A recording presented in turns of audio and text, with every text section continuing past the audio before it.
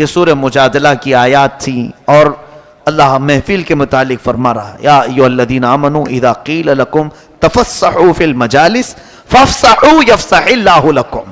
اے ایمان والو جب تم سے کہا جائے مجلس میں کسی کے لیے جگہ دے دو تو جگہ کشادہ کر دو۔ صحابہ اکرام اس وقت حضور کو گھیر کر بیٹھ جاتے تھے، اور ایک مرتبہ ایسا ہوا ایک بدری صحابی آئے، ان کو جگہ ہی نہیں ملی، پیچھے تھے، تو جگہ کرنے کی بات آئی تو کہاں ادھر ادھر، جیسے آگے قبضہ کر کے نہیں بیٹھتے ہیں اب پہلی صف میں دوسری صف میں،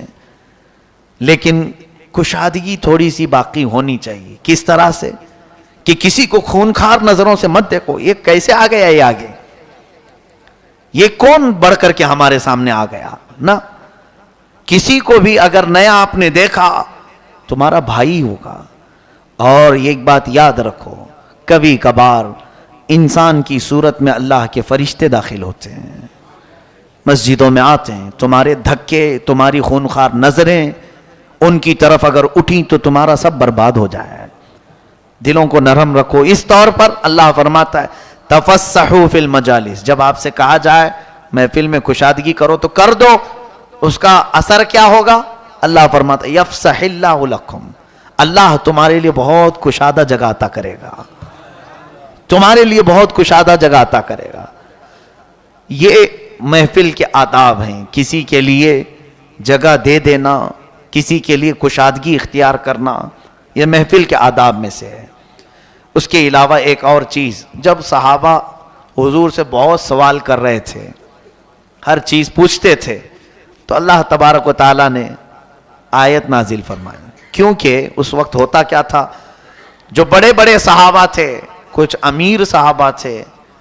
اور کچھ بڑے مقامات والے صحابہ، وہ حضور کے آس پاس بیٹھ جاتے، اور کچھ چھوٹی عمر والے یا کچھ غریب صحابہ بھی تھے، وہ پہنچ نہیں پاتے تھے، آ نہیں پا رہے تھے، تو اللہ تبارک و تعالیٰ نے آیت نازل فرما دی کہ سب کو فیض ملنا چاہیے میرے نبی سے، سب کو فیض ملنا چاہیے، یہ سارے امت کا رسول ہے، سارے انسانیت کا رسول ہے۔ آیت کیا آئی؟ یا ایھا الذین آمنوا اذا ناجیتم الرسول فقدموا بین یدی نجواکم صدقہ، اے ایمان والو جب بھی میرے رسول سے کوئی بات کرنا ہو، پوچھنا ایک مسئلہ، تو ایک مسئلے پر ایک صدقہ پہلے باہر دے کر کیا ہو، ایک صدقہ دو، ایک مسئلہ پوچھو۔ اب یہاں پر یوں سمجھ لیجئے کہ سب کے لیے اب یہ حکم آیا کہ حضور سے کوئی بھی سوال کرنا ہے تو پھر ایک صدقہ دینا ہوگا اور پھر سوال کرنا ہوگا، صدقے کی قیمت جو بھی رہی ہوگی مقدار۔ اب اس آیت کے آنے کے بعد ظاہر سی بات ہے کچھ تو دور دور ہو گئے،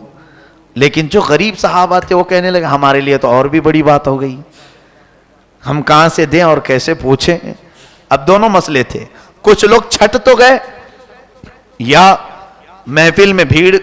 جو ہوتی اس میں کمی آئی ہوگی، لیکن جو غریب صحابہ تھے ان کا بھی مسئلہ تھا۔ اور ایک حیرت کی بات میں آپ کو بتاؤں، اور بڑے محبت کی بات ہے، یہ آیت نازل ہوتے ہی حضرت علی رضی اللہ تعالیٰ عنہ، مولا علی شیر خدا رضی اللہ تعالیٰ عنہ آئے،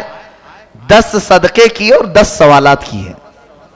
حضور صلی اللہ علیہ وسلم، ایک صدقہ پیش کیا، ایک سوال کیا، پھر ایک صدقہ باہر مسکینوں کو پیش کیا، پھر ایک سوال کیا۔ اس طرح حضرت علی نے 10 چیزیں صدقہ کی اور 10 سوالات کی ہیں،